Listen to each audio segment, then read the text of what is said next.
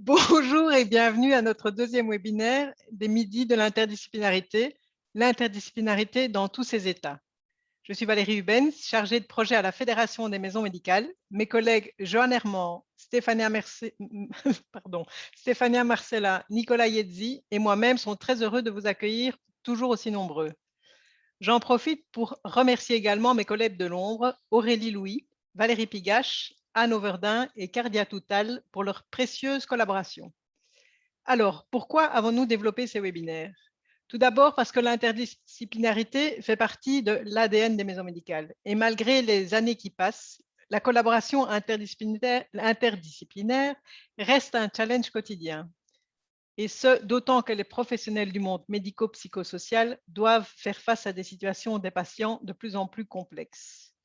Nous avons ouvert ces webinaires au-delà du monde des maisons médicales, car si l'interdisciplinarité se joue évidemment au sein d'une équipe pluridisciplinaire, elle se joue aussi avec les partenaires extérieurs. Ceci est une invitation à peine masquée à diffuser les webinaires autour de vous. Le mois dernier, Laetitia Buret, lors de notre premier webinaire, nous a expliqué que derrière le concept de l'interdisciplinarité se cachaient différentes pratiques, à savoir les pratiques pluri-, inter- et transdisciplinaires, et que c'est le degré de complexité de la situation qui va conditionner le type de pratique à adopter. Nous avons également vu que l'on observe sur le terrain une dualité entre l'intérêt pour ces pratiques et la difficulté de les mettre en action. Laetitia nous a rappelé que la volonté de collaborer ne suffit pas. Elle nous a mis en avant à la fois les préalables indispensables à la collaboration et quelques étapes nécessaires pour passer de la volonté à l'action. J'espère vous avoir donné envie de voir ou revoir ce webinaire. Il a été enregistré et est sur le site de la Fédération des maisons médicales. Joanne va d'ailleurs vous partager le lien dans le chat. C'est l'occasion de vous rappeler que la série des midis de l'interdisciplinarité comporte 5 webinaires, à raison d'un jeudi par mois, et qu'ils seront tous enregistrés et mis ensuite sur le site de la Fédération. Dans quelques instants, nous allons accueillir notre intervenant du jour, Nicolas-Antoine Mousseau, qui va nous donner de nouvelles pistes pour faciliter la collaboration interdisciplinaire, en nous proposant un cadre de réflexion et des repères pratiques, qui permettront à un collectif de s'emparer de ces deux concepts, d'en construire une compréhension commune et d'en déduire des actions cohérentes. Mais avant d'accueillir Nicolas, je dois vous informer des modalités techniques pour entrer en interaction avec nous. Il y a deux modalités d'interaction possibles. Il y a dans le bas de votre écran, dans un onglet QR pour questions-réponses, dans lequel nous vous invitons à noter vos questions pour l'orateur et qui seront rassemblées par notre modératrice Joanne, qui les lui transmettra à la fin de son intervention. Ensuite, il y a le chat, conversation, qui vous permet de réagir et de partager des ressources avec l'ensemble des participants. Voilà, c'est maintenant au tour de Nicolas-Antoine Mousseau d'entrer en scène. Bonjour Nicolas. Bonjour. Nous sommes ravis de t'accueillir aujourd'hui. La parole est à toi pour les 45 prochaines minutes. Bonjour. Oui, mais c'est un grand plaisir d'être là aujourd'hui pour vous parler de cette approche, de cette réflexion.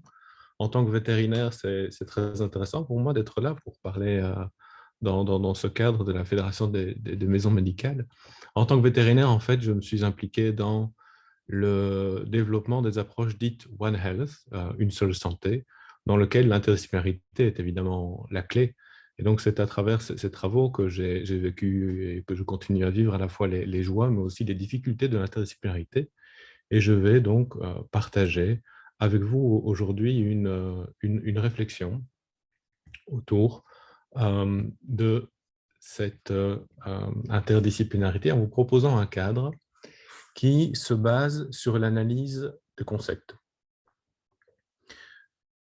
Alors, cette analyse de concepts, bon, déjà pour donner un petit peu de corps, de quoi parle-t-on? On parle simplement de concepts, de mots, en fait, tout simplement, qui sont extrêmement importants dans notre pratique quotidienne, telles que l'autonomie, le partenaire, la notion de partenaire, et toutes les deux appliquées aux patients, mais évidemment également appliquées aux différents professionnels qui participent ensemble dans une maison médicale, par exemple. On peut parler de la décision partagée. Qu'est-ce que ça signifie d'avoir une décision partagée? On peut parler de la dignité, de la résilience, de la responsabilité sociale, de l'équité. Voilà tous des termes qui sont typiquement des termes extrêmement intéressants à analyser ensemble pour savoir comment agir ensemble, tout simplement. Et alors, effectivement, je dis pour agir ensemble, parce que ce qui est au cœur de cette approche, on va dire par le concept, ce n'est pas finalement le concept lui-même, mais bien le concept pour l'action, pour savoir quoi faire pratiquement ensemble. On a souvent cette crainte, on va dire, quand on entend parler de concepts ou d'approches conceptuelles, on va dire avoir une notion, une image d'abstraction ou d'approche philosophique qui s'éloignerait finalement des réalités du terrain. Ici, ce n'est pas l'enjeu, c'est justement l'enjeu de comprendre que ces mots sont finalement tout ce qu'on a pour penser le monde et pour penser notre action dans ce monde, et donc également évidemment auprès des patients et en collaboration avec nos différents collègues. Mais il s'agit bel et bien donc de s'éloigner, on va dire, un temps de la pratique pour pouvoir se poser sur le concept et puis, à partir du concept, de retourner vers la pratique. Donc, il y a vraiment un aller-retour qu'il faut apprendre à faire pour s'emparer de cette approche conceptuelle. En fait, le plus souvent dans nos professions, on apprend notre profession, on acquiert une certaine expérience, on acquiert certaines habitudes. Il y a évidemment certaines bonnes pratiques qui sont communiquées, qui sont enseignées lorsque l'on veut acquérir un diplôme. Voilà, pour devenir praticien, on va acquérir différentes bonnes pratiques. Derrière toutes ces habitudes, derrière toutes ces bonnes pratiques, il y a à chaque fois des concepts qui vont traduire nos manières de faire ou les justifications là, de cette manière de faire. Finalement, quand on pratique les choses, qu'on est pris dans notre pratique quotidienne, on ne doit pas forcément s'amuser à remettre tout en cause à tout moment. Et pourtant, de temps à autre, on a effectivement néanmoins besoin d'avoir cette pratique réflexive, de réinterroger finalement les fondements de ce que l'on est en train de faire, des motivations, des justifications de nos pratiques et finalement de notre conception de la réalité, des patients, de la souffrance, de nos objectifs, les conceptions donc, de ces objectifs et de notre réalité qui va influencer ou justifier notre manière de faire. Donc, voilà déjà un premier abord, on va dire, important pour moi, un premier point, c'est que si on parle de concept, on le parle bien dans le cadre d'une pratique. Alors, cela peut se faire de manière tout à fait monodisciplinaire. Ici, on est évidemment en train d'axer notre discours sur l'interdisciplinarité. On va voir à quel point c'est important dans le cas de l'interdisciplinarité. Mais déjà, pour faire un point sur un usage, on va dire, monodisciplinaire de cette approche conceptuelle, on comprend bien sûr que n'importe quel praticien, pour peu qu'il désire développer une pratique réflexive et prendre le temps de réfléchir sur ce qu'il fait, sur la justification de ce qu'il fait, et sur, on va dire, tous les a priori, tous les présupposés qui se cachent derrière certaines actions, certaines habitudes que l'on a, eh bien, cela peut se faire évidemment en monodisciplinarité, entre donc seul ou entre différents collègues d'une même discipline. Alors, à ce titre-là, le concept, on va dire, s'intéresser à ce que peut être la résilience, ce que peut signifier l'autonomie, la dignité, ça va être un outil de clarification. Un outil de clarification, ça veut dire que le monde, en fait, autour de nous, toutes les situations que l'on vit, elles sont toujours extrêmement complexes. On va toujours trouver 1000 raisons de dire oui, mais là, telle situation, c'était particulier à cause de ci, à cause de ça. Il y a toujours 1000 éléments de contexte qui font qu'il y a une grande complexité, en fait, dans le monde qui nous entoure et une difficulté pour nous de voir clair dans on va dire, des points communs, des traits communs qui pourraient relier toute notre action. Et donc cette clarification, ici j'utilise le terme de modélisation. Modélisation, c'est cela également, c'est de choisir dans la réalité les éléments qu'on désire garder pour définir, on va dire, une manière de faire qui serait répétable, transférable de situation en situation, malgré le fait que chaque situation est évidemment éminemment particulière et ne peut pas être réduite à des seuls cas généraux. Et donc, le concept va vraiment être un outil, on va dire, ce sont les lunettes que l'on va mettre pour comme regarder la réalité et choisir ce que l'on garde dans cette réalité pour décider ce que l'on fait, pour alimenter notre réflexion sur notre pratique. C'est évidemment un outil d'analyse. Ça peut aller plus loin et devenir un outil d'évaluation. À partir du moment où on sait ce que l'on entend clairement par autonomie, si on arrive à définir clairement ce que l'on entend par dignité, on peut commencer à réfléchir, mais quels sont alors les attributs qui sont importants à prendre en compte pour évaluer l'état d'une situation au regard de ce concept voilà, de l'autonomie, de la dignité, de la résilience. Comment est-ce que je peux évaluer une situation? Pour ça, j'ai besoin de me reposer sur le concept même.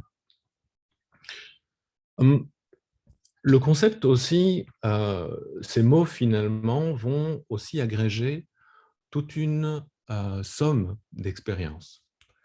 Une somme d'expérience, un mot voudra dire plus de choses pour nous personnellement parce qu'on aura vécu ci, ça. Pour moi, l'autonomie, ça veut dire plus que ce que je peux trouver dans le dictionnaire parce que et je suis capable d'expliquer que j'ai vécu telle et telle situation qui me font penser telle et telle caractéristique de l'autonomie qu'il est important de prendre en compte. Et donc finalement, dans notre esprit, dans notre cerveau, ces concepts vont vraiment être on va dire, des réceptacles qui vont peu à peu agréger nos expériences et notre compréhension du monde qui nous entoure, de notre métier et de nos situations professionnelles. C'est aussi un outil donc d'apprentissage, de construction. À nouveau, même si ici je parle déjà en termes de monodisciplinarité, c'est évidemment vrai au sein d'une équipe ou de partenaires de travail d'une même discipline.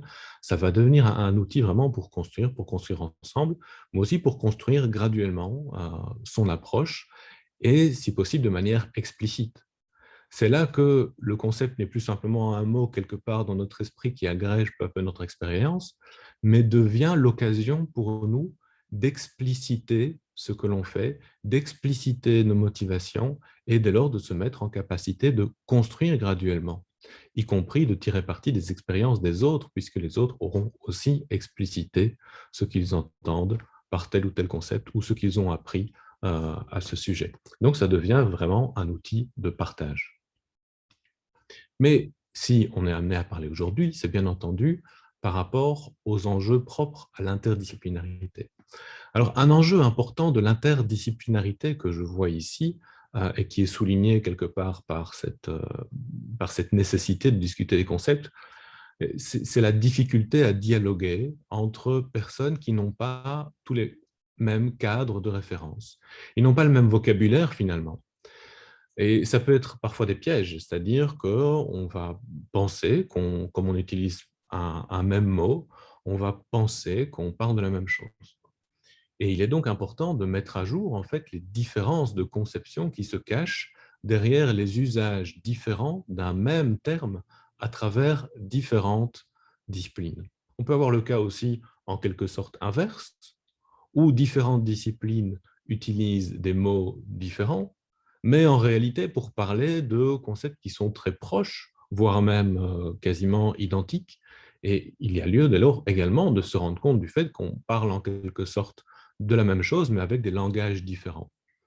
Travailler en interdisciplinarité, en tout cas dans mon expérience, c'est prendre énormément de temps sur les discussions sur les mots, pour discuter des mots qu'on utilise, devenir, on va dire, atteindre un certain accord, pour ne pas dire forcément consensus, mais en tout cas un accord au moins transitoire, pour nous permettre simplement de dialoguer. Sinon, l'interdisciplinarité, c'est le monde vraiment de l'incompréhension ou du dialogue de sourds, pour le dire comme ça. Donc, on a vraiment profondément besoin de discuter sur les mots. Et discuter sur les mots peut être pris comme une perte de temps. Quand on est dans l'action, quand on est dans les besoins d'une profession, on peut considérer que discuter sur les mots, en quelque sorte, c'est perdre du temps. Et l'interdisciplinarité, en quelque sorte, va être, à un moment donné, une perte de temps par rapport à ce qu'on aurait fait en monodisciplinarité. Mais pourquoi est-ce qu'on paye ce prix du temps? On le paye tout simplement parce que derrière, on attend évidemment des avantages euh, bien plus grands, des retours sur investissement, on va dire, bien plus grands en termes d'efficacité, en termes de créativité, en termes de pertinence des solutions qu'on aura générées avec l'apport de différentes disciplines. Donc, effectivement, ça prend du temps et c'est le prix à payer. Mais à aucun moment, c'est une perte de temps. Parce qu'en réalité, comme on voyait qu'il était déjà utile en monodisciplinarité de s'interroger sur les termes qui nous animent, eh bien, c'est d'autant plus riche de le faire en interdisciplinarité et donc de profiter du regard des autres disciplines sur sa propre discipline pour soi-même progresser. Ce n'est pas non plus une perte de temps parce que, comme je l'ai dit, on n'est pas en train de discuter sur les mots pour discuter sur les mots. L'enjeu n'est pas d'avoir une discussion de haute volée philosophique sur l'autonomie ou sur la résilience. L'enjeu, c'est toujours de savoir pratiquement qu'est-ce qu'on fait et comment est-ce qu'on le justifie sur base de ce sur quoi on peut être d'accord ensemble. Et donc, pour ça, on a besoin de mettre à jour vraiment nos différences et d'être capable de les discuter. Mettre à jour ces différences, ce n'est pas seulement des différences dont on est a priori conscient.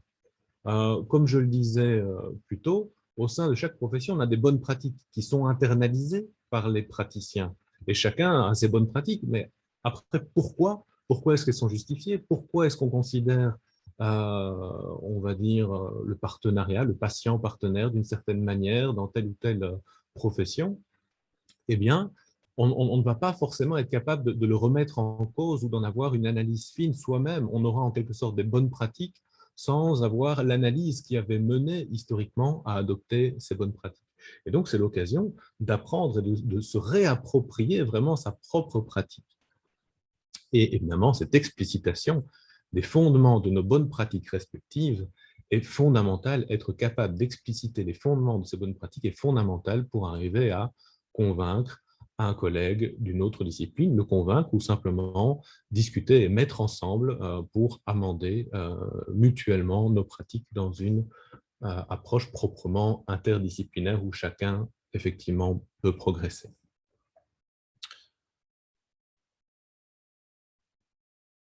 Alors, je vais passer brièvement à travers trois termes autour de ces concepts, hein. Je vais vous parler de concepts épais, c'est l'image ici de la multitude de couches. Je vais vous parler de concepts nomades et je vais vous parler d'un concept qui agirait comme un pont.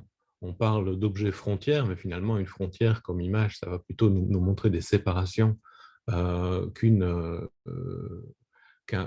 lien. Et donc ici, je choisis effectivement l'image du concept pont. Alors, un concept épais, il est très important de comprendre, et c'est tout à fait le cas pour tous les concepts que j'ai présentés en première diapositive pour donner quelques exemples a priori des types de concepts qu'on est en train euh, de considérer ensemble. En fait, tous ces concepts sont dits épais, tout simplement parce qu'ils peuvent avoir une diversité de signification. Ils peuvent avoir une diversité de signification ou une diversité de mise en application. Il faut comprendre qu'un concept, bon, un terme peut avoir sa définition dans le dictionnaire et tous les locuteurs d'une même langue vont peut-être le comprendre de la même manière globalement. On peut prendre un exemple qui, ici, n'est pas directement un exemple de la santé, qui est un exemple beaucoup plus générique que cela, mais prenons le concept de courage. On peut trouver une définition du courage dans le dictionnaire et on peut être tout à fait satisfait et partager cette notion avec tous les locuteurs de la langue française. Et donc, si je parle de courage, mon interlocuteur me comprendra parfaitement. Par contre, si on est dans une situation professionnelle dans laquelle il s'agit d'appliquer le concept de courage, c'est là qu'on ne sera peut-être plus d'accord sur l'interprétation de la modalité d'application du concept de courage à une situation particulière. Et ici, on voit la question du déserteur ou de l'objecteur de conscience. Pour certains, justement, il fera preuve de courage en s'opposant à un certain système qui le pousse à s'engager dans un combat qu'il refuse, ou justement, pour d'autres, manquera de courage puisqu'il fuit le combat. Et on comprend dès lors, et c'est justement, on voit ici pourquoi j'utilise tant d'images, c'est pour montrer la richesse finalement de la figure du déserteur dans notre culture, c'est aussi pour dire cette épaisseur de la notion de courage, qui est également en conflit avec d'autres valeurs. Et c'est là qu'on comprend qu'il est très intéressant de prendre le temps de discuter de ces concepts dits épais. Alors, je vous parlais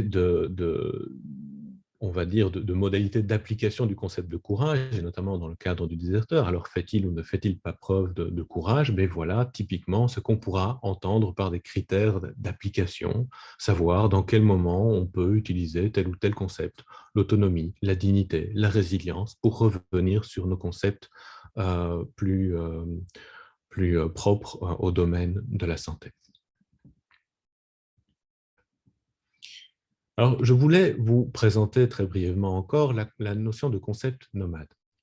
Alors, les concepts nomades, ce terme est là pour souligner le fait que les concepts voyagent entre les disciplines. Et je prends ici l'exemple de la résilience. Bon, la résilience est une notion qui est née plutôt dans la physique. C'est finalement l'aptitude d'une matière, après avoir subi une certaine déformation, un certain choc, à recouvrer son aspect initial. Et on peut mesurer, il y a une des images ici que vous voyez qui nous montre un test de compression pour tester la résilience d'un matériau. Et finalement, de fil en aiguille, cette notion a été reprise par des disciplines tout à fait autres, dont, j'ai envie de dire évidemment, la psychologie avec cette résilience individuelle, cette capacité à rebondir, mais également une résilience vue de manière plus systémique, voire écosystémique, avec notamment cette capacité des écosystèmes à renaître, à reprendre forme après un événement disruptif un événement destructeur majeur. Donc, on comprend, par exemple, vous voyez là cette forme de 8 autour de l'idée de résilience appliquée au système alimentaire, où on comprend que par une analyse de la résilience, on peut en venir à mieux définir ce qu'on entend par là, à travers la notion de robustesse, de transformabilité, d'adaptabilité. Un autre graphique ici présenté, qui nous présente en fait l'évolution des propriétés de l'écosystème à travers le temps, on voit ici qu'il y a une perturbation qui va, donc le long de cette ligne rouge, perturbation qui va causer une chute, on va dire, dans les fonctions ou dans une certaine propriété de l'écosystème qui va recouvrer cette propriété, recouvrer cette fonction graduellement pour regagner un nouvel équilibre. Et ici, typiquement, voilà une question pratique qui se pose. Tiens, ce nouvel équilibre, est-il forcément le même que l'équilibre initial? Eh bien, pas forcément. On peut trouver des nouvelles fonctionnalités, des nouveaux niveaux, on va dire, de fonctions en accord avec ce qui est évidemment imaginable. On peut même imaginer recouvrer des niveaux de fonctions qui peuvent être considérés d'une certaine manière comme supérieurs à ce que l'on avait avant. Ou alors, le terme de fonction même, la fonction à recouvrer, peut changer. On peut développer de nouvelles fonctions comme pour suppléer, pallier la fonction perdue, et on comprend qu'en matière de santé, tout cela peut avoir rapidement des conséquences pratiques en matière de ce que l'on attend finalement du processus de guérison, de rétablissement du patient, mais également en termes de santé publique. Tiens, mais qu'est-ce qu'on attend de notre système de santé publique et comment peut-il lui-même recouvrer ses fonctions après un choc majeur tel que la pandémie l'aura été. Et l'intérêt, donc, c'est que à travers ce voyage dans les disciplines, les concepts, en réalité, vont évoluer. Donc, je vous disais tout à l'heure que le concept va être un creuset, va être un réceptacle d'apprentissage divers. Ici, typiquement, dans différentes disciplines, chaque discipline va s'approprier, se réapproprier un certain concept en le faisant changer un petit peu, en y agrégeant des nouvelles dimensions, en posant des nouvelles questions sur l'application de ce concept, et donc va l'enrichir. Mais l'enrichir dans des sens différents.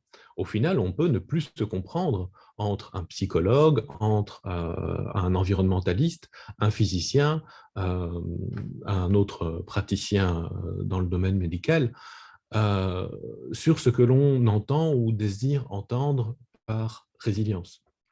Et donc, c'est là que ces concepts nomades, en fait, ont donné, donc à travers leur voyage, ces concepts ont acquis encore plus d'épaisseur, j'ai envie de dire, pour reprendre la notion précédente de concept épais. Ils ont acquis comme une épaisseur supplémentaire, un supplément d'épaisseur qui en font un lieu de rencontre. Ça fait que le concept devient un mot dont on peut parler ensemble sans être tout à fait d'accord, mais sans être tout à fait non plus en déconnexion. On a un lien qui nous permet de discuter avec l'autre et de s'intéresser à la manière dont l'autre a pu s'approprier et faire évoluer le concept. Comment sa discipline a pu poser des questions, comment sa pratique, pour ne pas parler de discipline, mais parler plutôt de pratique concrète, comment sa pratique pose de nouvelles questions pour ce concept et comment cela interroge à nouveau la manière dont moi, je désirerais l'appliquer dans ma propre pratique. Alors finalement, vous voyez que s'ils sont épais, et je dis qu'ils ont gagné en épaisseur, mais ils sont épais et proprement épais, ça veut dire que se niche dans la manière d'appliquer un concept aussi certaines valeurs. Ce qui fait que le terme de résilience peut aussi soulever des réticences, voire même des frondes, où tout à coup, d'une capacité, on va dire, désirable à rebondir, on verrait comme une injonction problématique des personnes à endurer des souffrances alors que la responsabilité du public et du système de santé serait plutôt de leur éviter ces souffrances, et je dis du système de santé, je devrais plutôt dire du système politique, du système du lieu de vie, du milieu de vie dans sa totalité. Alors, la troisième dimension, c'est la dimension de pont. l'objet comme un pont, où je vous mentionnais cette notion d'objet frontière. Alors, un objet frontière, c'est typiquement l'objet, comme je disais, c'est ce lieu de rencontre. Ici, vous voyez ces personnes qui parlent tous d'une maison, mais qui en ont tous une conception finalement pratique différente.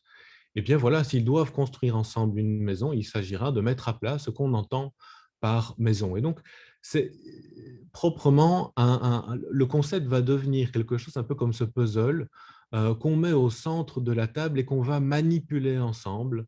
C'est très important pour que l'objet frontière, que l'objet pont fasse sur son office vraiment de lien entre les partenaires de travail, qu'il soit manipulable par chacun des partenaires. Donc, le concept va avoir ce rôle d'objet que chacun peut ou devrait pouvoir, après avoir été mis en capacité par les autres membres de l'équipe, de discuter, d'interroger, de confronter à la pratique. Et typiquement, c'est ce que les quelques dimensions pratiques que l'on va voir aujourd'hui sont censées amener.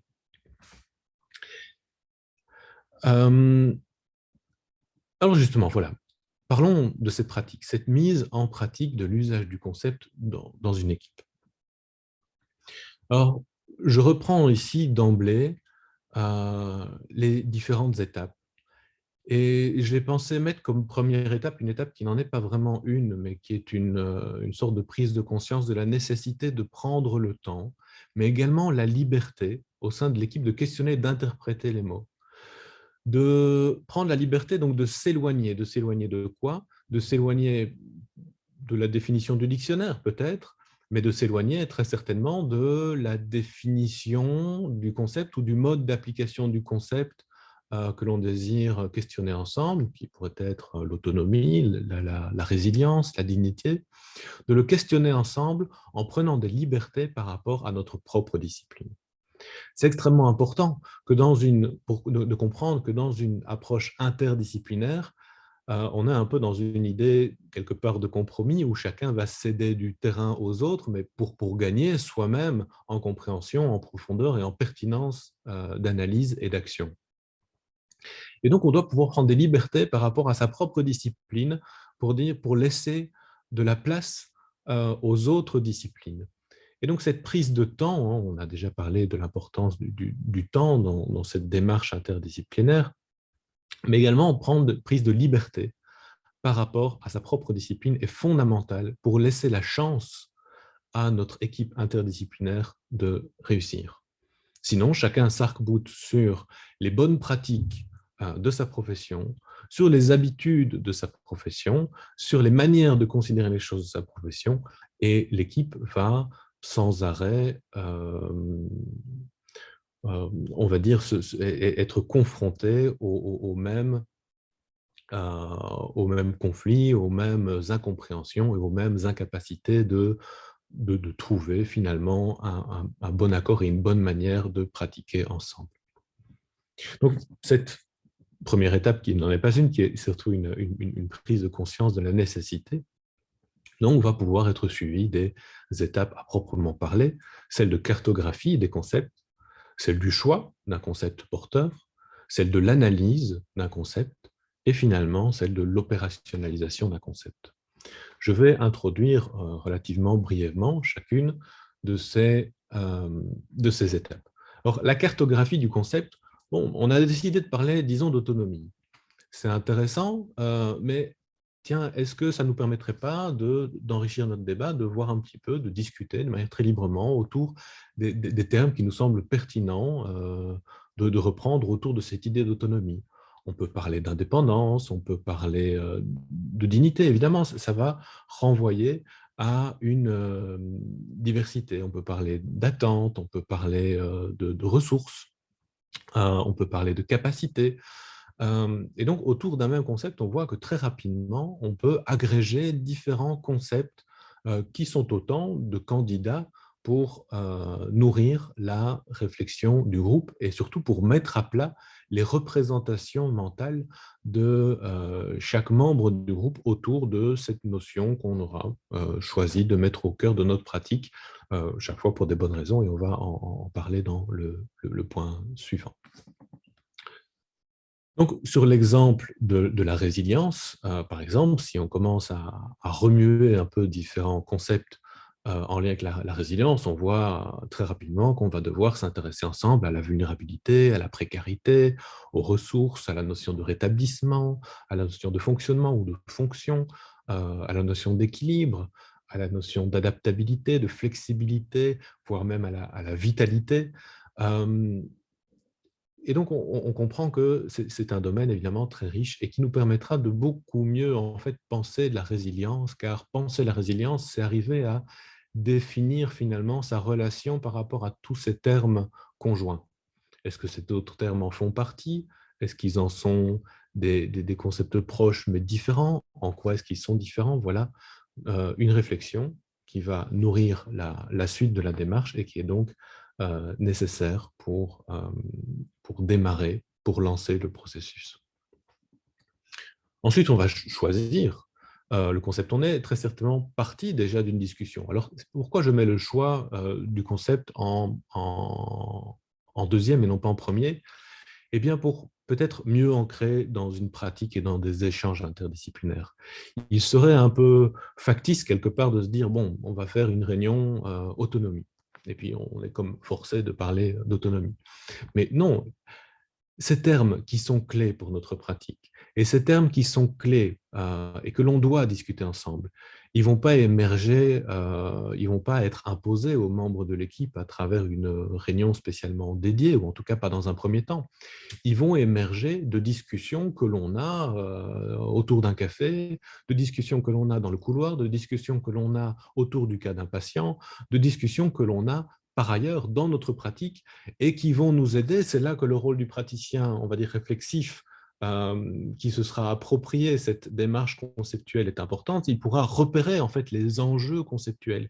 Ah tiens, ici, il mobilise un terme qui mériterait d'être travaillé ensemble. Et je pourrais, dans une même discussion, lancer finalement la première étape de cartographie conceptuelle en disant, mais qu'est-ce que tu entends par là? Tiens, comment est-ce que tu positionnerais cet enjeu de résilience par rapport à la vulnérabilité? Et discuter, chercher en fait à creuser, à faire naître, on va dire, l'ensemble des représentations pour ensuite être capable de vraiment construire un projet ensemble autour d'une valeur commune qui serait portée, traduite par un certain terme.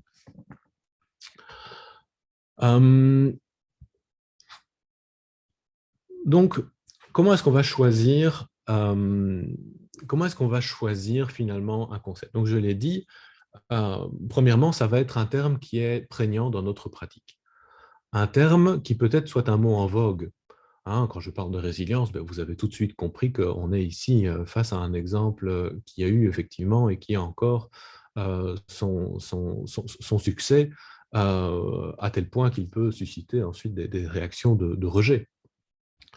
On peut aussi être inspiré par d'autres disciplines qui parfois est complètement différentes. On regarde un documentaire à la télé, on est intéressé tiens, par tel concept qui est mobilisé dans tel ou tel domaine qui est très différent d'une autre, mais qui nous semble pas sans intérêt pour faire une analogie. Et finalement, toujours sur notre exemple, on va dire fil rouge de la résilience, c'est exactement comme ça que le concept est né dans son acception actuelle. C'est-à-dire qu'il a été emprunté depuis donc, aux sciences physiques par la psychologie, par les sciences environnementales et puis par un ensemble de disciplines. Alors, ce terme peut aussi nous être peut-être pris d'une injonction.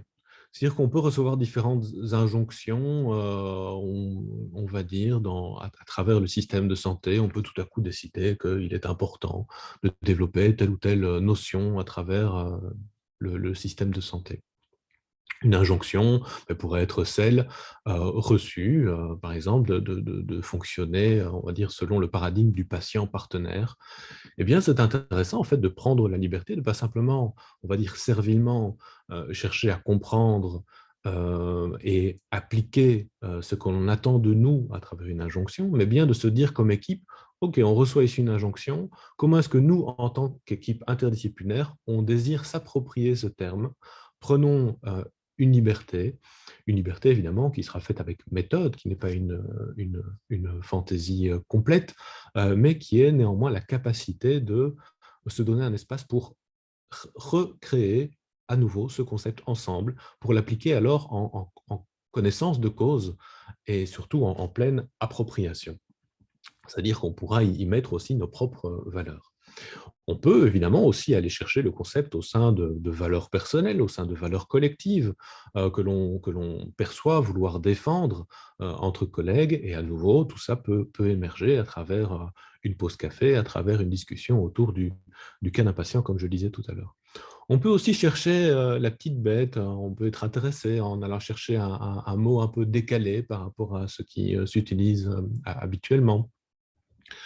L'exemple qui me vient en tête est par exemple dans la surveillance épidémiologique, dans la surveillance en santé, on peut se dire, tiens, mais qu'est-ce qu'on a gagné à plutôt que de parler de surveillance, parler de vigilance? Et puis, oh, tiens, ça peut susciter la curiosité intellectuelle, l'intérêt pratique de certains, et l'intérêt est toujours de voir la plus-value, évidemment, dans la pratique de ces mots qui seraient alors un peu décalés. Alors, le choix du concept, vous l'avez compris, il sera intéressant presque uniquement s'il s'agit effectivement d'un concept épais, et il sera d'autant plus intéressant qu'il s'agit d'un concept nomade. Concept épais, pourquoi? Pour que le concept puisse avoir une certaine polysémie, une certaine liberté d'adaptation, et concept nomade pour pouvoir s'enrichir idéalement aux sources de différentes disciplines.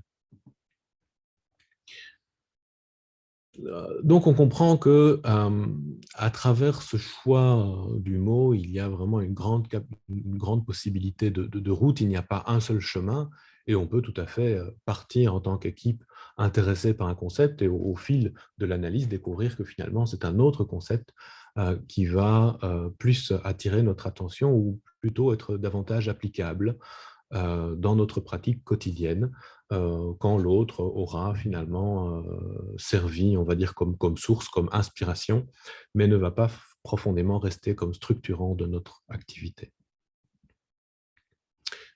Alors voyons l'analyse d'un concept.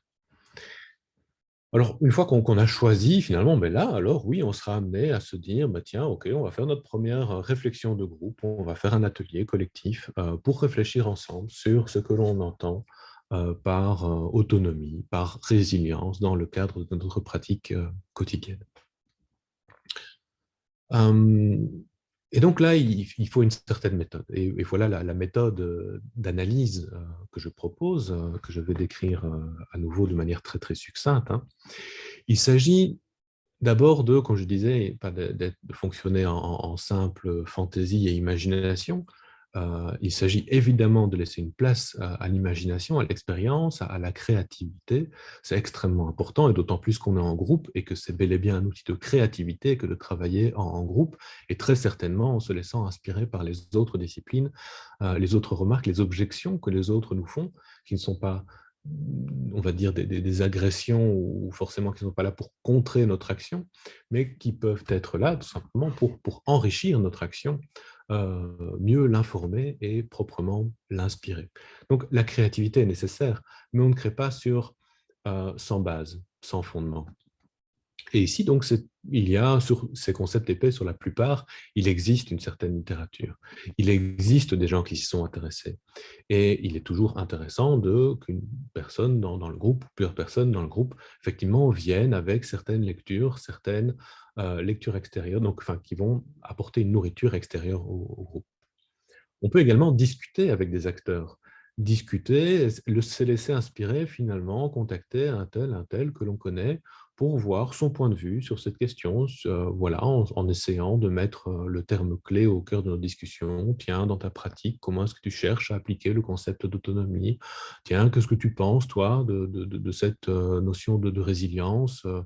Comment est-ce qu'on peut chercher à mettre cette notion pratiquement au profit de nos patients? Ce sont des questions qu'on peut poser et avoir des discussions avec des acteurs extérieurs pour voir comment eux, pratiquement, ils comprennent, comment ils expriment les choses, comment ils les ont expérimentées et comment ils les mettent donc en œuvre eux-mêmes. Donc, on va nourrir activement la réflexion du groupe. Alors, à un moment donné, on va chercher à identifier une définition générale. Mais il y a un piège ici, c'est que cette définition générale, puisqu'il s'agit d'un concept épais, on a bien vu qu'on peut être d'accord sur une définition générale, mais en réalité, on n'est pas du tout d'accord sur les applications. C'est le cas du courage avec l'application au cas du déserteur. Il s'agit pas seulement de s'arrêter à une définition formelle, il faut chercher à voir comment cette définition s'applique dans la pratique pour vraiment aller dénicher toute la diversité de compréhension, d'interprétation qui peut se nicher au sein du terme qu'on aura choisi. Ça veut dire qu'on pourrait parler en termes de concepts primaires et de concepts secondaires.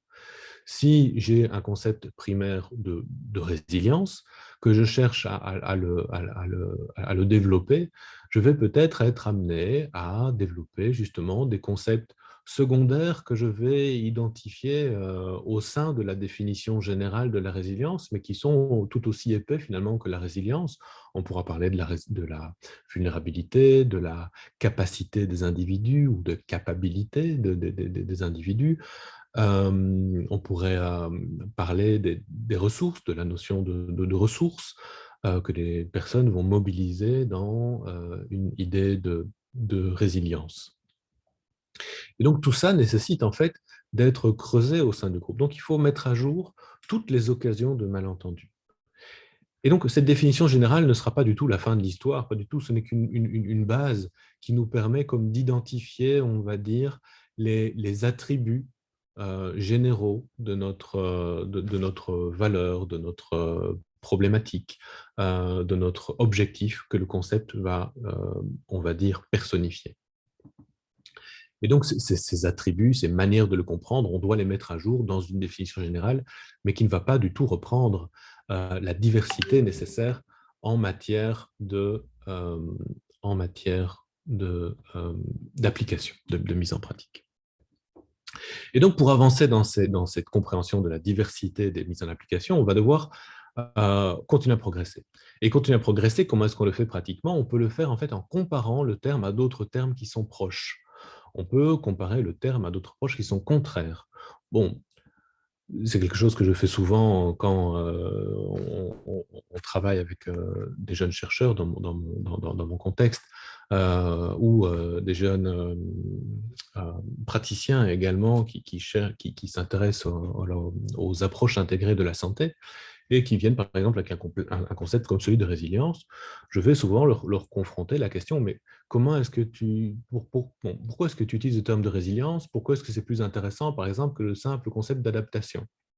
Qu'est-ce que tu gagnes à utiliser le terme de résilience? Si on n'est pas capable de dire ce qu'on gagne à l'usage d'un terme, ça veut dire qu'il n'y a pas d'implication pratique, ça veut dire que ce n'est pas intéressant. Donc, on doit avoir des applications pratiques, une valeur ajoutée pratiquement pour justifier, on va dire, l'usage d'un terme. Et ceci va être idéalement, on va dire, atteint, mis en débat à travers la comparaison avec des termes proches. Ou également des termes contraires. Qu'est-ce qu'un terme contraire? Le défaut de résilience, par exemple, hein, comment est-ce qu'on dirait ça? On parlerait d'un effondrement, alors. Qu'est-ce que ça nous dit? Qu'est-ce que ça peut nous dire en creux, dès lors, en négatif, de ce qui est important de considérer dans la définition justement générale ou dans les attributs du concept que l'on cherche à définir et à comprendre ensemble. Ensuite, et tout ça n'est pas, évidemment, c'est tout à fait itératif. On mélange ces différentes étapes, ce ne sont pas des étapes que l'on va suivre une à une dans cet ordre présenté sur la diapositive, mais c'est plutôt un chemin tout à fait itératif. Alors, on va chercher à l'illustrer par des cas d'application. Et on a trois cas d'application. On peut avoir un cas qui est un cas typique, un cas modèle. Voilà, ça pour moi, c'est la situation de résilience. Et chacun va venir avec son cas. Ce qui veut dire que l'expérience pratique de chacun, c'est là qu'elle va vraiment nourrir encore, avoir une occasion nouvelle de nourrir la compréhension du concept.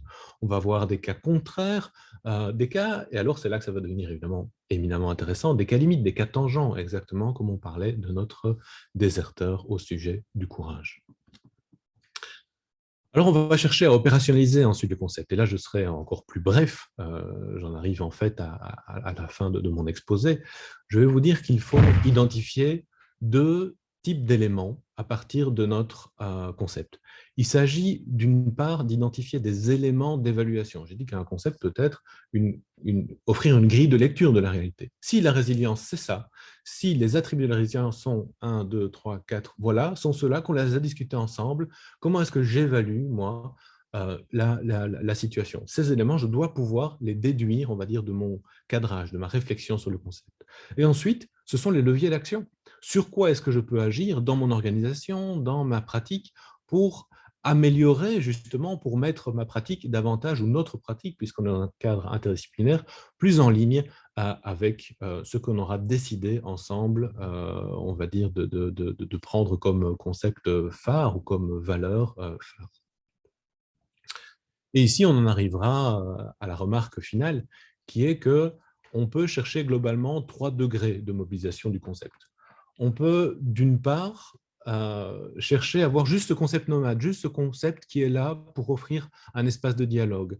On ne cherche pas finalement à définir complètement le concept. On ne va pas organiser ces ateliers de manière complète. On ne va pas chercher à définir des leviers d'action, des attributs, d'évaluation. On n'ira pas jusque-là. On va garder le concept en fait comme une interface qui permet l'échange et qui va générer des nouvelles idées et tirer parti de cette interdisciplinarité. Générer de nouvelles idées, c'est là qu'on va utiliser des analogies, des métaphores, et vraiment chercher, sans forcément avoir trop d'attention pour une mise en pratique d'un cadre cohérent, on va chercher simplement à nourrir une réflexion interdisciplinaire, collégiale, à travers cette interface du concept. Et donc, deuxièmement, on peut avoir un concept qui sera proprement structuré jusqu'à devenir un cadre opérationnel avec des éléments d'investigation, d'évaluation et des leviers d'action. Et ça, ce sera un cadre opérationnalisé, mais qui sera tout à fait, on va dire, extemporané, qui sera de valeur temporaire. Tout comme on pourrait aller jusqu'à la troisième étape, le degré, on va dire, syncrétique, où vraiment le concept va être porté avec cette signification, on va dire, commune, collégiale, pour de plus en plus agréger des nouvelles dispositions, collaborations autour de ce concept qui va dès lors davantage se cristalliser, se figer. Donc vous comprenez qu'on est à travers ces 3 degrés, on est dans des degrés de fixation, des degrés de voilà, le concept va être de plus en plus figé, bien que restant, même dans une dimension syncrétique, de restant évolutif, puisque agrégeant des nouvelles volontés, agrégeant des nouvelles disciplines intéressées par le concept, agrégeant de nouveaux acteurs, tout simplement, sans parler de discipline, de nouvelles professions, de nouveaux acteurs, le concept va toujours jouer ce rôle de creuset de l'apprentissage. Donc, je vous remercie beaucoup pour votre attention. J'arrive à la fin de ma présentation. Ici, cette petite image pour vous dire finalement que maintenant, c'est à vous de jouer. Et je prendrai juste 10 secondes de plus pour vous dire que finalement, toute cette réflexion, nous la développons au sein du certificat d'université en méthode et pratique de l'interdisciplinarité dans le domaine de la santé, certificat que nous menons avec la Haute École ELMO. Et vous pourrez trouver différentes informations sur le PowerPoint que je vais donc partager via la Fédération des maisons médicales. Et tout intérêt, évidemment, sera plus que le bienvenu et mon contact sera dans le PowerPoint même, dans l'espoir de vous lire ou de vous entendre bientôt. Merci beaucoup. Et je passe donc la parole à Valérie. Merci Nicolas pour cette intervention bien intéressante. Donc, c'est le moment des questions et du coup des réponses de Nicolas. Et avant de passer la parole à Joanne qui va partager avec nous quelques questions, donc je vous demande oui, de continuer à poser vos questions dans le questions-réponses. Mais alors aussi, je ne sais pas si les kinés ont remarqué, mais le lien pour l'accréditation a été mis dans le chat et avoir bien répondu à 3 questions sur 5 pour obtenir l'accréditation. Donc, Joanne, je te laisse la parole. Oui, merci Valérie. Donc, n'hésitez pas à poser vos questions dans l'onglet questions-réponses. Ici, j'avais une première question, c'était que vous avez, Nicolas, tu as parlé du concept de dignité et la question se posait quel était le lien entre la dignité et l'interdisciplinarité, si tant est qu'il y en a un assez précisément, ou c'était plutôt un exemple que tu voulais donner Oui, effectivement, c'était ici donné à titre d'exemple. Je vais dire que la dignité dans une équipe interdisciplinaire sera peut-être influencée par le regard que les gens ont de façon disciplinaire sur la dignité. Mais peut-être ici, c'est justement un exemple qui sera plus proprement influencé par les expériences personnelles des partenaires de travail. Donc voilà peut-être la réflexion qui me vient ici proprement sur le concept de dignité. Mais on pourrait effectivement assez aisément tomber sur des perceptions, des définitions, des compréhensions pratiques de comment le concept de dignité va influencer nos décisions professionnelles différentes, notamment d'après le niveau du système de santé où la personne va travailler. En étant plus ou moins proche du terrain, plus ou moins proche ou plus ou moins, on va dire, impliqué dans des institutions de santé publique, de santé des populations. Donc, voilà, donc c'est juste un exemple. Mais le cas de la dignité est très intéressant parce qu'il est en fait très riche, très évidemment directement axé sur des valeurs et sur une diversité de valeurs et va très certainement donner des réflexions intéressantes entre différentes disciplines. Très bien, merci. Et il y avait une question aussi sur la montée en puissance des savoirs. Est-ce que finalement, ce que tu as expliqué, ça pouvait aussi se relier à l'intégration des différents savoirs, que ce soit les savoirs d'expérience, les savoirs plus factuels et une montée en savoir pour aller vers un savoir finalement collectif. Voilà. Exactement. Donc, on parle souvent de construction d'une représentation partagée dans cette transdisciplinarité, dans ce souci extrêmement important d'intégration des savoirs, de différentes modalités de savoir. Quand on parle d'interdisciplinarité, c'est vrai qu'on va vite en fait se restreindre mentalement à un ensemble de professions ou de disciplines déjà considérées comme légitimes pour apporter sa voix au débat.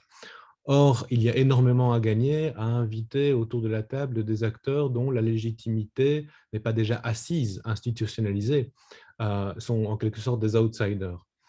Et ces outsiders sont justement souvent des porteurs de savoirs qui ne sont pas des savoirs institutionnalisés, mais qui sont des savoirs soit expérientiels, comme les patients évidemment typiquement, soit des savoirs profanes, comme n'importe quel citoyen s'intéressant à une thématique peut en agréger et se constituer un savoir profane.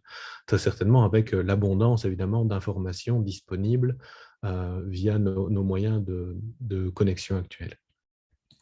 Donc, en effet, c'est directement en lien avec cette construction d'une vision partagée. Autrement dit, cette approche conceptuelle, c'est simplement l'idée de mettre au cœur de la table un mot pour mettre à plat finalement tous nos présupposés, nos manières de comprendre et nos expériences et ce que l'on souhaite entendre ensemble à travers ce mot. Donc, c'est un outil, j'ai envie de dire, privilégié pour arriver à avoir ces discussions et ces constructions communes d'un savoir avec un éventail de partenaires plus large que les seules professions classiquement impliquées dans, disons, les soins de première ligne. Ok, je pense que Valérie a recueilli une autre question. Je te laisse la parole. Oui, donc j'ai reçu une question ici et donc voilà, je la lis. Est-il préférable de désigner explicitement un membre de l'équipe ou un professionnel extérieur qui aurait ce rôle réflexif et pour opérationnaliser les concepts? Et donc une réflexion de cette personne, je pense par exemple au coordinateur d'équipe, au coach organisationnel ou facilitateur de groupe. C'est extrêmement intéressant. C'est une question ici voilà, que je ne m'étais pas posée en tant que telle auparavant. Mais si on a effectivement des membres qui sont d'ores et déjà dans une position de coaching, de coordination, assurément, je verrais une valeur ajoutée énorme à ce que ces personnes-là soient formées, sensibilisées à cette approche de manière à pouvoir la faciliter. Donc, c'est un processus qu'on ne va pas, on va dire, gouverner ou diriger de manière trop stricte, mais qu'on va chercher à faciliter. Il s'agit de faciliter une réflexion libre entre différents partenaires. Et donc, là, j'en viens finalement à la deuxième partie de ma réponse, qui est que autant il est intéressant effectivement que ces personnes-là alors soient aptes à faciliter, autant il me semblerait peut-être contre-productif qu'elles soient comme officiellement en charge d'eux, parce que ce serait comme déresponsabiliser chacun de finalement une responsabilité qui nous est parfaitement partagée, c'est celle de créer ensemble.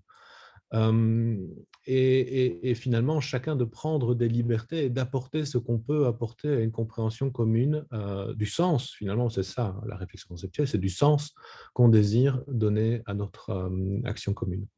Par contre, très clairement, après, si on vise à une opérationnalisation, si on vise on va dire un plan plus complet où on veut mettre en œuvre dans notre équipe un nouveau plan, et ce nouveau plan, on veut le repenser à l'aune de tel ou tel concept fédérateur, de tel ou tel concept directeur qui nous est cher, là, effectivement, ça peut être intéressant, mais pas forcément d'avoir une personne qui est en charge, on va dire, le responsable analyse conceptuelle, ce qui aurait une image assez négative, parce qu'il y a toujours ce problème du concept qui apparaît comme loin des questions pratiques, et ça, je crois qu'on ne va jamais le retirer de notre esprit, toujours cette crainte un peu de commencer à faire de la philosophie plutôt que de s'intéresser à ce qu'on est en train de faire dans notre métier.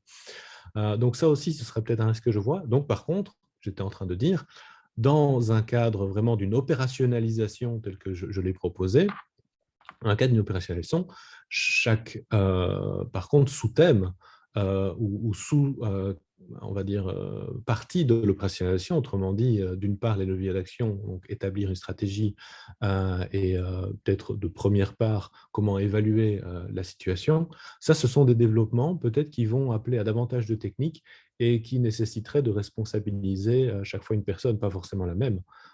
Si c'est partagé, c'est encore plus intéressant de mon point de vue. Après, il faut voir comment une équipe peut fonctionner avec le nombre de personnes dont elle dispose. Ok, merci. Et alors, j'avais encore une question. Je pense que tu as beaucoup parlé de patients et notamment de patients partenaires. Et donc, la question, c'était est-ce qu'on peut relier ces concepts qu'il faut discuter en équipe, etc., pour qu'il y ait une compréhension commune? Ben, finalement, le travail est le même à faire avec le patient pour en faire un partenaire. Exactement, exactement. Alors, de manière pratique ici, je vois que la différence entre l'équipe et les patients, c'est que les patients sont multiples, que l'équipe, elle est unique. Et donc, effectivement, il y a lieu d'avoir ce travail, on va dire, de long cours au sein de l'équipe. Il serait intéressant de nourrir, je disais, de chercher à nourrir la réflexion avec des apports extérieurs. Donc, typiquement, les patients, des patients, voilà, choisis d'une manière ou d'une autre, pourraient être impliqués dans cette réflexion initiale dans cette nourriture de la réflexion du groupe. Ce serait encore plus riche, utile, et évidemment accroîtrait largement la pertinence de ce qui va sortir de ce cadre de réflexion. Mais ensuite, il y a la dimension, on va dire, d'éducation du patient.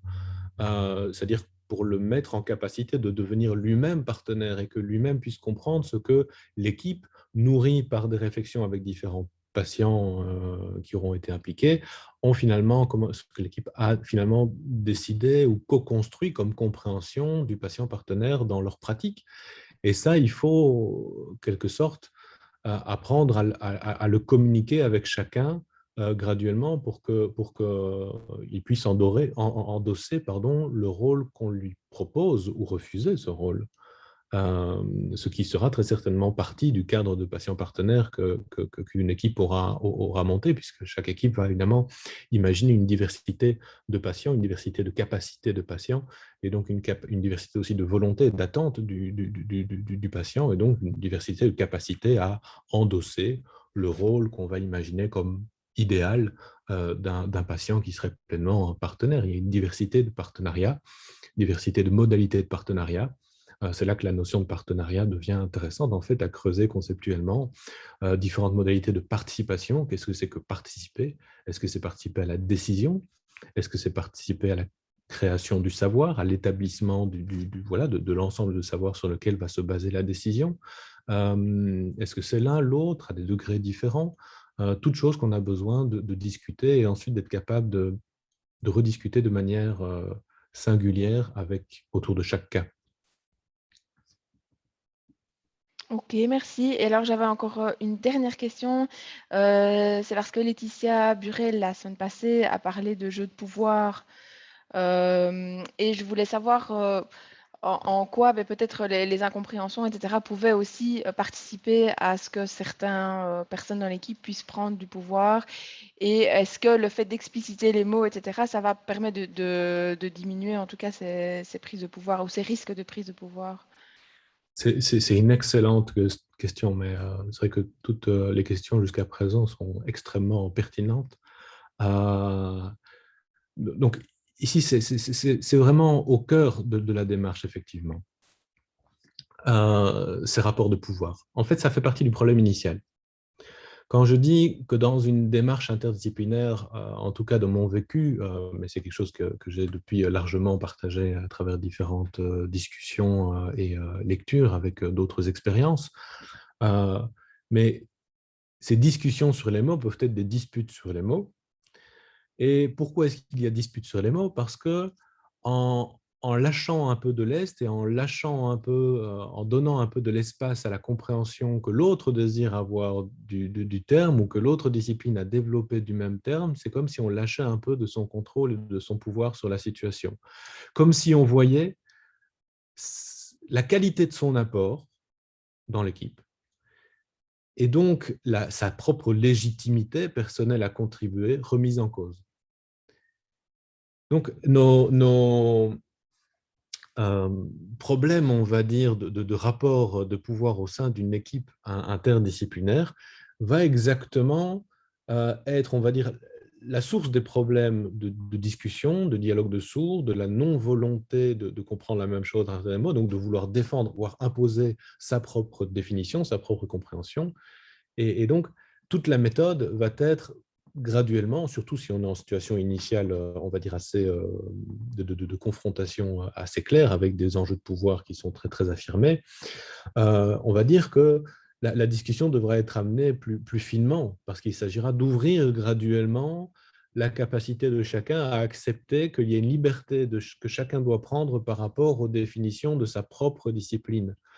Et que chacun donne du lest, chacun donne du mou par rapport à sa propre bride disciplinaire pour pouvoir rencontrer l'autre et définir quelque chose en commun. Donc, évidemment, ici, je ne propose pas une solution à ces rapports de pouvoir, mais ça peut devenir un objet qui entre dans une animation, dans une facilitation qui, effectivement, permettent d'expliciter des enjeux autour de ces rapports de pouvoir, car souvent, ils se cristallisent autour de problèmes de terminologie.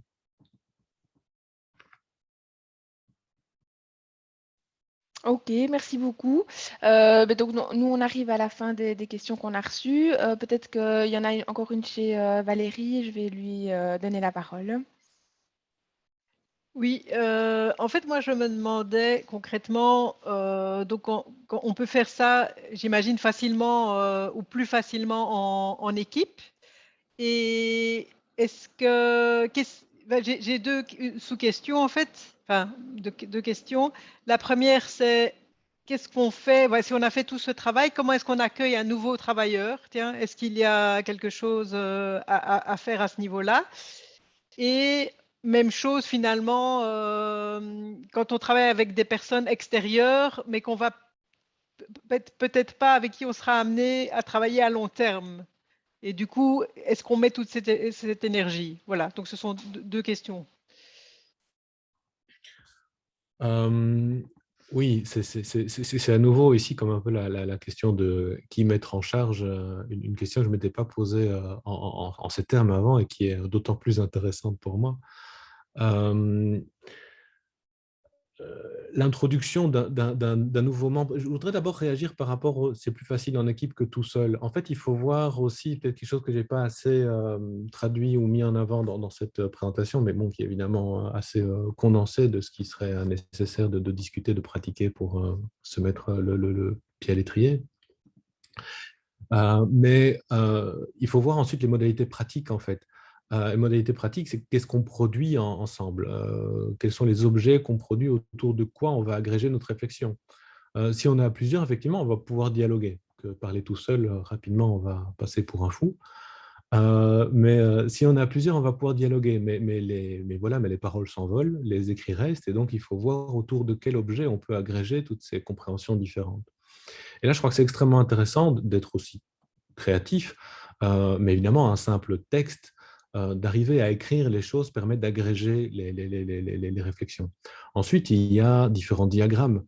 Quand je parlais de cartographie des concepts, voilà, on peut avoir du mind mapping, différentes représentations dont les gens pourraient dont les gens pourraient s'emparer pour représenter, voilà, à travers différents schémas. Ça peut être des dessins, voilà, qui figurent des situations et qui, pour eux, sont évocatrices de ce qu'on désire comprendre ensemble. Ça peut être mobilisé seul, quelque part, parce que ces objets nous confrontent finalement à ce qu'on avait été capable de produire la veille ou l'avant-veille ou la semaine d'avant, et nous permet finalement de travailler à plusieurs, en quelque sorte, avec notre moi d'avant. Euh, et donc, cette notion d'objet qu'on utilise pour agréger la pensée, ça peut être une pensée individuelle, ça peut être une pensée collective. Ces objets vont aussi être clés dans la réponse à la question qui était d'abord donnée sur l'intégration de nouveaux membres. Il faut voir comment ces nouveaux membres peuvent s'approprier les travaux qui ont déjà été faits.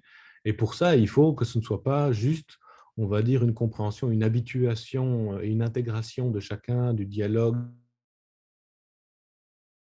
qui est ces objets, des dessins, des représentations, des photos, des textes, qui permettent d'agréger le travail au fil du temps, mais d'agréger encore de nouvelles volontés au fil du travail.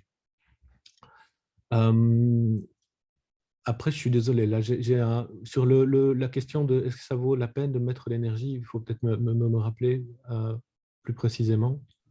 Non, c'est juste, tiens, si on est amené à travailler avec des personnes extérieures, mais pas sur le long terme, mais voilà, quelle Oui, énergie on met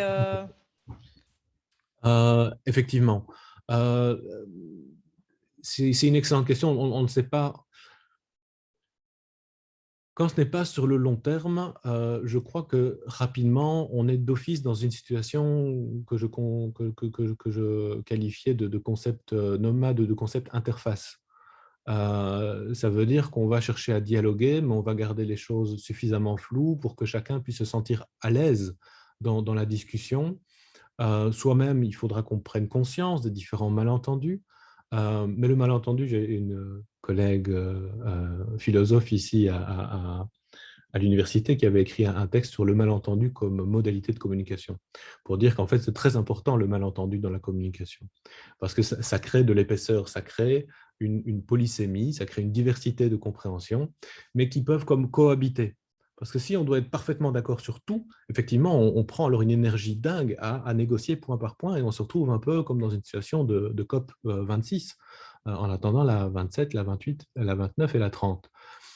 Donc, dans ces négociations point par point, on bloque très rapidement. Il y a une énergie monstrueuse qui doit être développée pour arriver à une opérationnalisation. Donc, une opérationnalisation se fait dans une équipe effectivement stabilisée, au moins pour un temps qui nous semble justifier l'investissement. Après, ce ne sera jamais perdu parce que tout ça, ça s'agrège dans notre propre compréhension et on peut transporter ça d'équipe en équipe, de pratique en pratique. Donc, il y a évidemment ici un apprentissage personnel extrêmement fort qu'on ne perd jamais.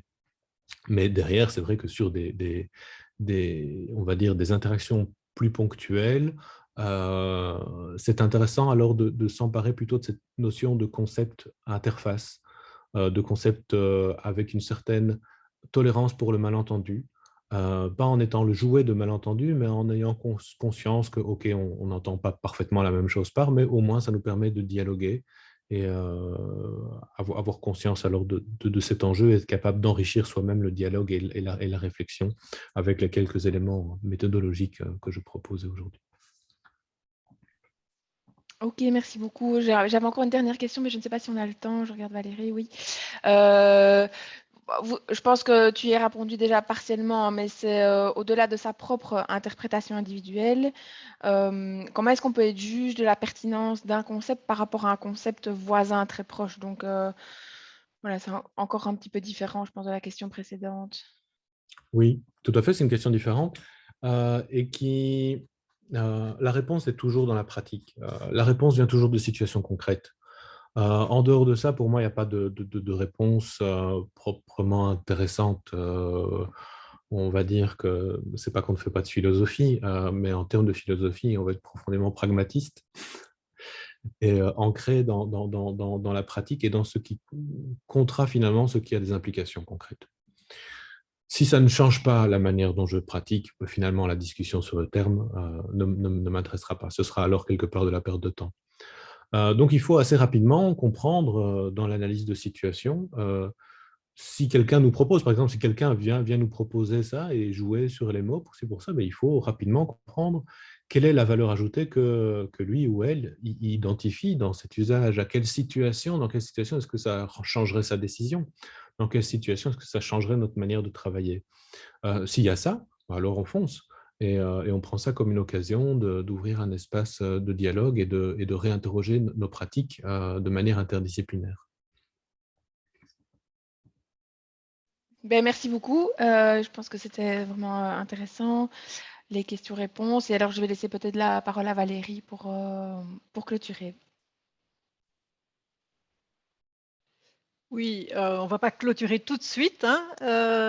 Nicolas, en fait, je voulais te proposer maintenant de nous commenter un petit peu les 3 références que tu avais choisies à partager avec les partenaires.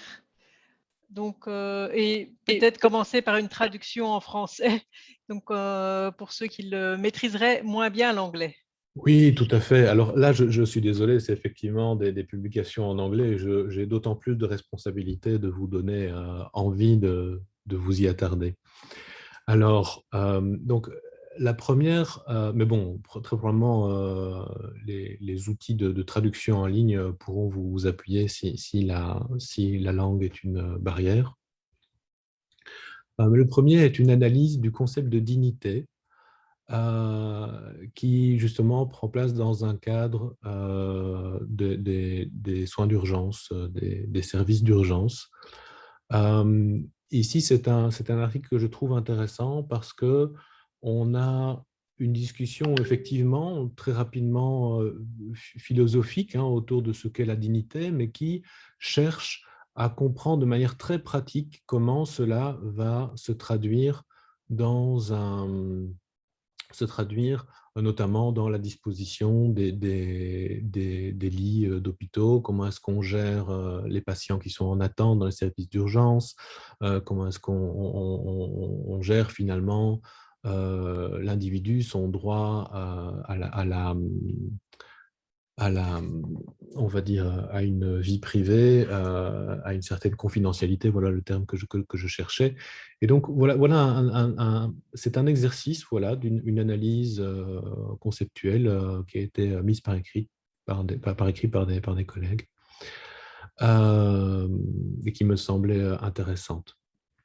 Alors, il y a un autre cas qui est un autre exemple en fait d'application pratique qui me semblait doublement intéressante en fait. Pour tout vous dire, c'est Laetitia Buret qui m'avait renseigné cet article initialement. En plus, ça fait quelque temps qu'on travaille avec Laetitia et dans le cadre notamment du certificat en méthode et pratique de l'interdisciplinarité dans le domaine de la santé.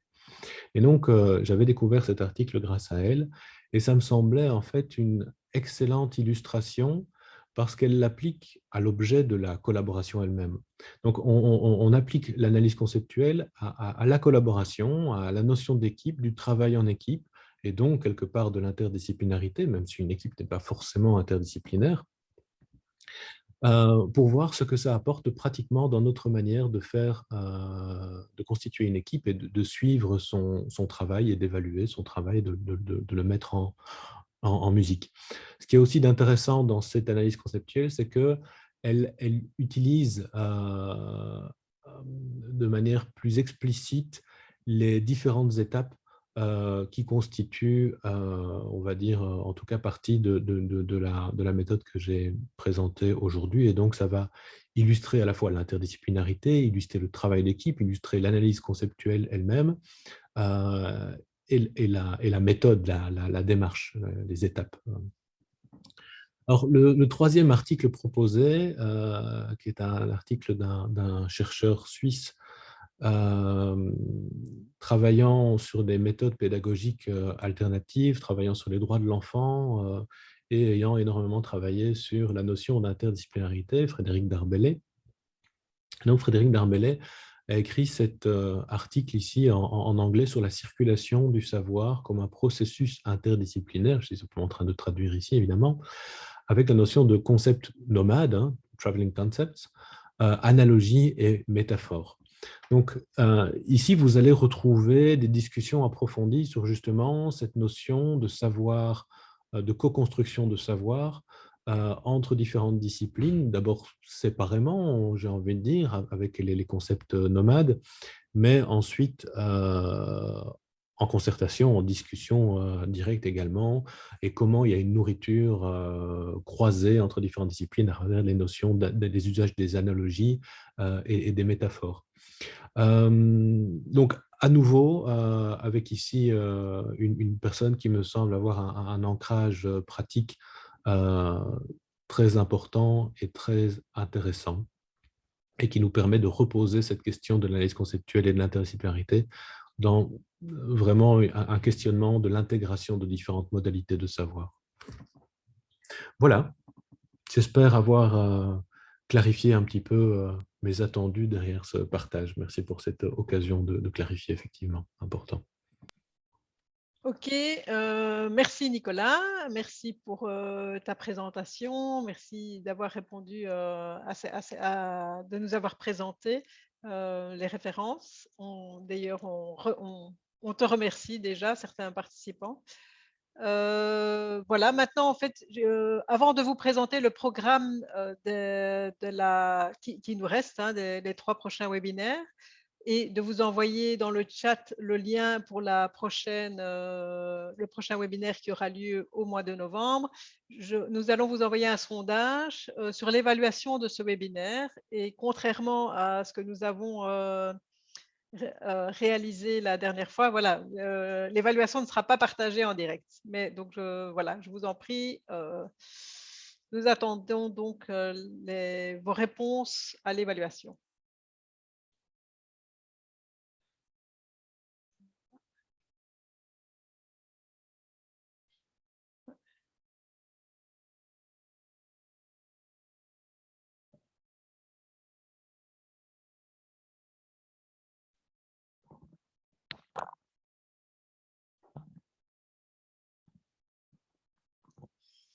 Alors, les réponses arrivent très doucement.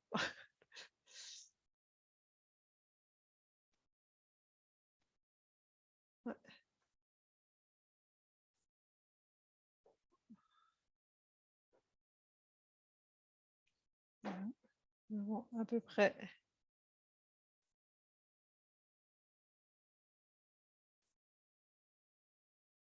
Ok, nous arrivons à 50%.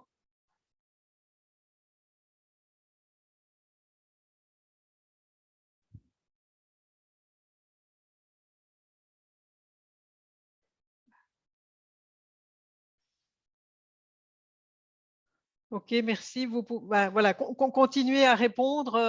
Donc, moi, je vais déjà vous présenter quand même les prochains webinaires.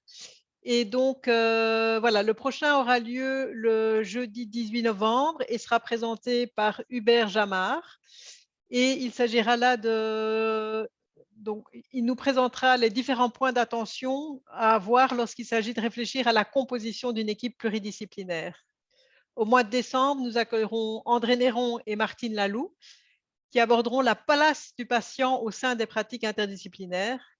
Et pour terminer, le jeudi 20 janvier, interviendront Hélène Dispa et Laetitia Buret, que nous avons vues dans le premier webinaire, qui nous partageront les pistes plus concrètes issues de leur travail de recherche respectif de la mise en pratique de l'interdisciplinarité. Et donc, voilà, maintenant, je vais demander, je pense que Joanne a mis le lien. Non, voilà. Je vais vous mettre le lien à tout le monde. Ah, hop, petit raté. Ah, voilà, les problèmes du direct. Et voilà. Donc, vous devez maintenant avoir le lien d'inscription pour le webinaire du mois d'octobre. Et du mois d'octobre, du mois de novembre. Je ne suis plus concentrée. Je pense qu'il est temps de clôturer. Et donc, je vous remercie de nous avoir suivis et nous espérons vous revoir nombreux le mois prochain. À très bientôt. Portez-vous bien d'ici là. Merci beaucoup. Au revoir. Au revoir. Au revoir.